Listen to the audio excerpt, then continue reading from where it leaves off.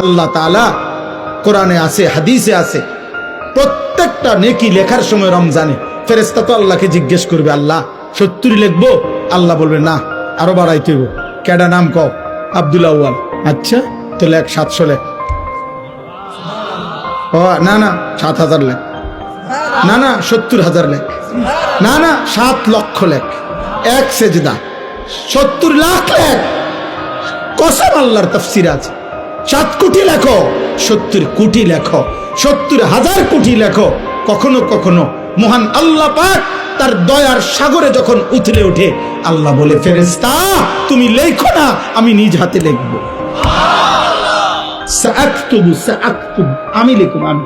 তুই পারতি না ফেরেশতা, তোর কম্পিউটারে দুধ ধরে না, তোমার কলম হইতো না। আমার বান্দার সেজদা এটারে নেকি, রোজা এটারে নেকি, আমি উঠামো, আমি।